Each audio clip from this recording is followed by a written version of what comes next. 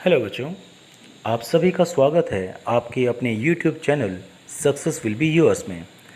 बच्चों, आज की इस क्लास में हम 8th क्लास के सब्जेक्ट साइंस की वर्कशीट नंबर 3 के विषय में अध्ययन करेंगे। बच्चों, जैसा कि वर्कशीट का टॉपिक है लाइट अर्थात प्रकाश, तो हम जानेंगे कि लाइट असल में होती क्या है।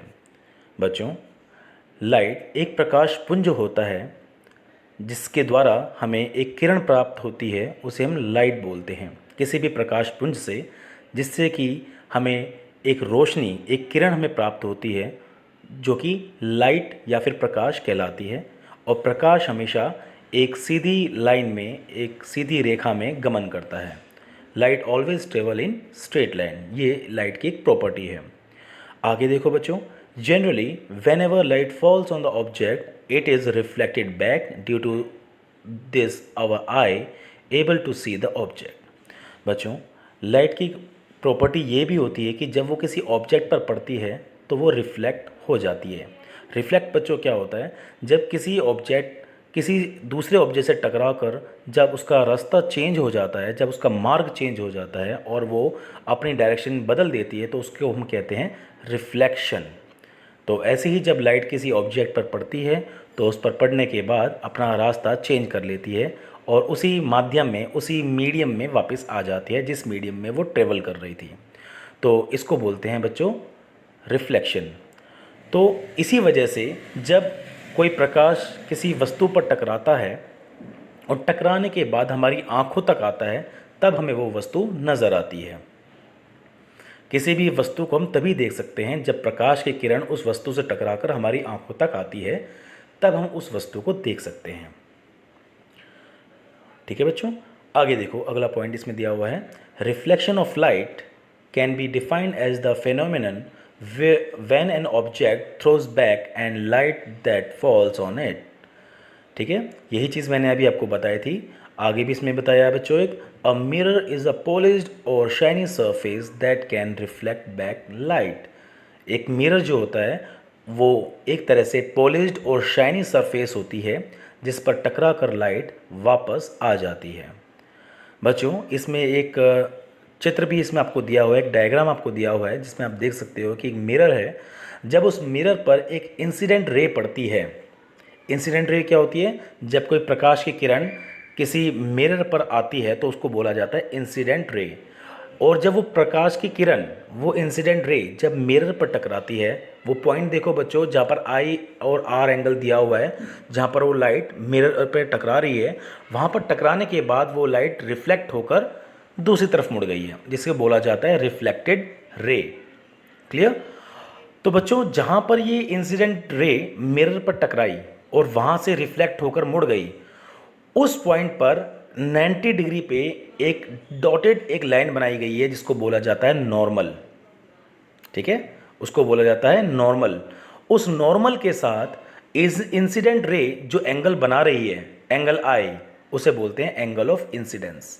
और उसी नॉर्मल के साथ जो रिफ्लेक्टेड रे एंगल बना रही है, नीले रंग में देखो बच्चों आर एंगल, उसे बोलते हैं एंगल ऑफ रिफ्लेक्शन। तो एंगल ऑफ इंसिडेंस वो एंगल होता है जब इंसिडेंट रे नॉर्मल के साथ एंगल बनाती है, और एंगल ऑफ रिफ्लेक्शन वो एंगल होता है जब रिफ्लेक्टेड रे नॉर्मल के साथ एंगल बना रही होती है। क्लियर? और याद रखना बच्चों एक चीज़, एंगल आई हमेशा बराबर होता है एंगल आर के। जब भी कोई प्रकाश की किरण किसी मिरर पर टकराती है तो वो नॉर्मल के साथ जो एंगल बनाती है वही एंगल बनाते हुए रिफ्लेक्टेड रे आगे चली जाती है। तो एंगल आई हमेशा एंगल आर के इक्वल होता है, बराबर होता है। ठीक है?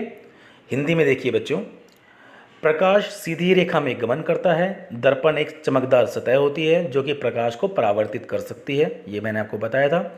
सामान्यतः जब प्रकाश की किरण किसी वस्तु से टकराती है, किसी वस्तु की सतह से, तो वह परावर्तित हो जाती है जिसकी वजह से हमारी आंख वस्तु को देख पाती है। ठीक है बच्चों, ये बात भी मैंने आपको बताई थी। प्रकाश का परावर्तन, इसमें डेफिनेशन भी दे रखी है और बताया भी है कि प्रकाश का परावर्तन होता क्या है। प्रकाश का परावर्तन होता है बच्चों, जब भी प्रकाश किसी वस्तु से टकराता है तो या तो वह अवशोषित हो जाता है या फिर वापस परिवर्तित हो जाता है। जब कोई वस्तु उस पर पड़ने वाले प्रकाश आपतित किरण की दिशा, जो कि परावर्तित किरण जिसको बोला जाता है, बदल देती है, तो उसे बोला जाता है प्रकाश का परावर्तन। ठीक है बच्चों, सिंपल भाषा में यदि मैं कहूँ, जब प्रकाश की किरण किसी मिरर पर या फिर कहें किसी दर्पण पर पड़ती है, तो जिस एंगल से वो प्रकाश की किरण उस दर्पण पर पड़ी, एंगल बनाते हुए नॉर्मल के साथ, नॉर्मल आपको मैंने बताया था, उस दर्पण के बिल्कुल 90 डिग्री के एंगल पर जो एक रेखा खींची गई है उसे नॉर्मल बोला जाता है।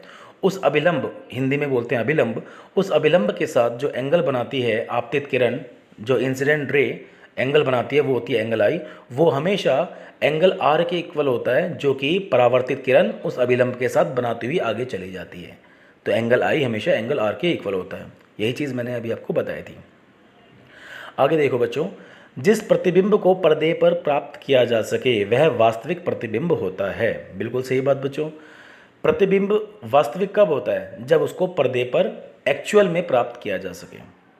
ऐसा ना हो कि हमें मानना पड़े कि हाँ ये प्रतिबिंब है, मानना नहीं है।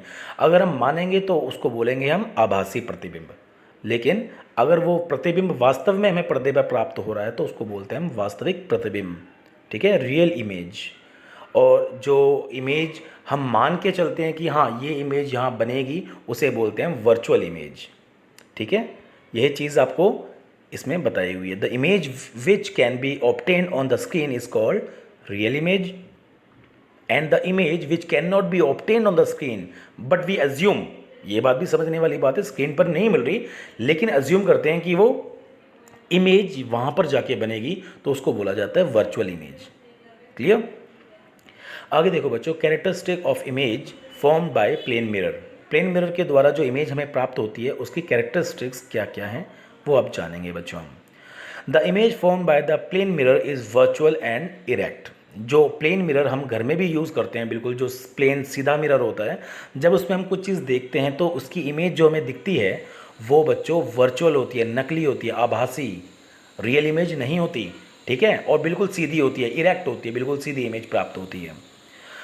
आगे देखो बच्चों, it is of the same size as the object and is formed at the same distance as object is from the mirror. और ये जो प्लेन मिरर है इसकी भी ये खासियत है कि जो ऑब्जेक्ट उस मिरर से जितना दूर होता है और जिस साइज़ का होता है, वो इमेज जो हमें प्राप्त होती है वो भी उतनी ही दूर हमें नज़र आती है शीशे से पीछे की तरफ, और उतने ही सेम साइज़ की नज़र आती है। क्लियर? आगे देखो C point, the image formed is laterally inverted, hence the words on ambulance are written in laterally inverted form। अच्छा, जो हम इमेज देखते हैं बच्चों, जो हम शीशा लगाते हैं गाड़ियों में जिससे कि हमें पीछे का नज़ारा या फिर पीछे का जो भी सीन है हमें नज़र आ जाए शीशे में, उसमें क्या होता है बच्चों, जो भी वर्ड हम नज़र आता है हमें उस शीशे में वो सीधा नज़र आता है। वो तब सीधा नज़र आता है जब पीछे वाली गाड़ी पे वो उल्टा लिखा हो। ठीक है, क्योंकि शीशा जो होता है, जो मिरर होता है, वो किसी भी वर्ड को उसको उल्टा दिखाता है, उसकी उल्टी इमेज को। तो इसीलिए एम्बुलेंस पे जो एम्बुलेंस भी लिखा होता है वो उल्टा लिखा होता है, सीधा नहीं। क्योंकि अगर आगे गाड़ी वाला अपने बैक मिरर में वो देखे कि पीछे से कौन सी गाड़ी आ रही है तो उस पर एम्बुलेंस बिल्कुल सीधा लिखा हुआ नज़र आता है, वो भी दर्पण में। लेकिन अगर आप सीधे सीधे किसी गाड़ी को देखोगे, एम्बुलेंस को, तो आप देखोगे एम्बुलेंस उल्टा उसमें लिखा गया है। इसीलिए ये जो कंसेप्ट है मिरर का वो यहाँ पर यूज़ किया जाता है। क्लियर? ये देखो बच्चों, हिंदी पे आभासी प्रतिबिंब और वास्तविक प्रतिबिंब मैंने अभी आपको बताया था। समतल दर्पण में बनने वाले प्रतिबिंब के लक्षण भी इसमें मैंने आपको बताए कि समतल दर्पण द्वारा बनने वाला प्रतिबिंब बिल्कुल सीधा होता है, आभासी होता है। ठीक है, रियल नहीं होता, वास्तविक प्रतिबिंब नहीं होता। ऐसा नहीं है कि जो शीशे के सामने आप खड़े हो गए और आपको जो अपनी इमेज दिख रही है वो रियल है, वास्तविक नहीं। वो जो इमेज हमें दिख रही है वो हमें लगता है कि रियल है, लेकिन वो वास्तविक नहीं होती, वो आभासी, साइंटिफिकली वो जो इमेज, जो प्रतिबिंब हमें दिख रहा है वो आभासी, नकली होता है। ठीक है, और बिल्कुल सीधा होता है, और जिस आकार में कोई ऑब्जेक्ट है उसी आकार का उसको प्रतिबिंब नज़र आता है। और दर्पण से जितना दूर है वो ऑब्जेक्ट, दर्पण से उतने ही दूर अंदर की तरफ ऑब्जेक्ट नज़र भी आता है। ठीक है, लेकिन जो हमें नज़र आता है दर्पण में वो आभासी प्रतिबिंब होता है, नकली प्रतिबिंब होता है, वर्चुअल इमेज होती है। और एम्बुलेंस का भी इसमें दिखाया हुआ है। इसमें बनने वाला प्रतिबिंब, दर्पण में जो भी लिखा होता है ना बच्चों, वो दर्पण में उसकी इमेज हमेशा उल्टी नज़र आती है। इसीलिए एम्बुलेंस पे जो एम्बुलेंस लिखा होता है वो उल्टा लिखा होता है, ताकि सामने वाली गाड़ी का जो बैक मिरर होता है, जब उसमें कोई व्यक्ति देखता है कि पीछे से कौन सी गाड़ी आ रही है, तो उसको सीधा नज़र आता है कि हाँ जी एम्बुलेंस आ रही है और आप रास्ता दे दीजिए। समझ में आई बच्चों ये बात? आगे देखो बच्चों, दर्पण की भी दो प्रकार इसमें बताए हैं, समतल दर्पण और गोलीय दर्पण। समतल दर्पण जो मैंने अभी आपको बताया था, जो घरों में हम यूज़ करते हैं, वो तो इसमें है। अगला उसमें दिया हुआ है बच्चों गोलीय दर्पण। गोलीय दर्पण एक तरह से बच्चों ऐसे दर्पण होते हैं जिनकी इमेज कुछ गोलीय शेप में होती है, कुछ सर्कुलर शेप में कह सकते हैं इसको हम। तो स्फेरिकल शेप का एक अगर थोड़ा सा पोर्शन काट लिया जाए तो एक दर्पण जो हमें नजर आएगा, वो दो दर्पण इसमें दे रखे हैं, उत्तल दर्पण और अवतल दर्पण।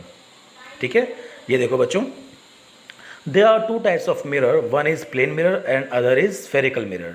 अगर किसी स्फेयर का छोटा सा पोर्शन यदि काट लिया जाए तो जो इमेज और जो मिरर बनेगा वो बच्चों कुछ ऐसा सा बनेगा जो कि आपको इमेज में दिखाया हुआ है, concave mirror and convex mirror. ये दो तरह के मिरर होते हैं जिनकी शाइनी सरफेस अगर अंदर की तरफ है तो वो होता है कॉनकेव मिरर, और जिसकी शाइनी सरफेस बाहर की तरफ है वो होता है कॉन्वेक्स मिरर। ठीक है बच्चों, तो ये दो तरह के मिरर आपको यहाँ पर समझाए गए हैं। तो ये कंटेंट आपका आज कवर होता है बच्चों इस वीडियो के माध्यम से, और मैं आशा करता हूँ कि जो भी कंटेंट मैंने आपको समझाया आपको बहुत अच्छे से समझ में आ गया होगा।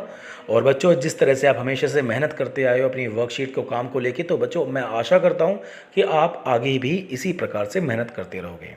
इसी उम्मीद के साथ बच्चों थैंक यू वेरी मच जो आपने अपना वैल्यूएबल टाइम इस वीडियो को दिया और इसके कंटेंट को समझने का आपने जो प्रयास किया उसके लिए बहुत बहुत शुक्रिया बच्चों। Thank you so much.